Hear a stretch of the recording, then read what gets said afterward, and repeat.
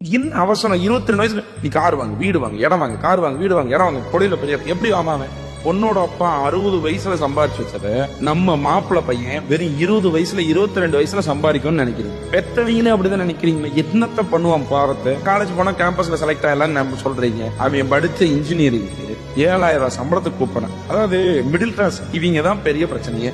சாபக்கேடு. அவனும் நம்ம அப்பா அம்மா காப்பாத்திடலாம் லைஃப்ல செட்டில் ஆகலாம்னு சொல்லி ஏதாவது ஒரு முயற்சி இருக்கிறான். முடிய மாட்டேங்குது. அவனுக்கு எதுவுமே தெரிய மாட்டேங்குது சார். அவன் போக கூடாதுன்னு இல்ல, அவனுக்கு என்ன பண்ணுவான் பாவம். ஒரு தொழில் கத்துக்கலான்னு போனா அங்க போனா ஏமாத்துறான், வேலைக்கும் சேர்த்துக்க மாட்டேறான், போற இடத்துல சம்பளமும் இல்ல. நமக்கு சுத்தி இருக்காங்க சொந்தக்காரங்க என்னமோ வந்து கேஸ்ட் அரசியல் பண்ற மாதிரி பேசிட்டு போறான். ஆமா என்ன சம்பளம் ஏன் அப்படி தெரிஞ்சுக்க என்ன போறேன் என்ன பண்ணுவான் சொல்லுங்க. ஒரு 22 வயசுல ஒருத்த மேல எவ்வளவு வேலைக்கு போன்னு சொல்லுவீங்க, இவ்வளவு சம்பாதிப்பீங்க, காரை வாங்க வீட்டை வாங்க கடனை வாங்க.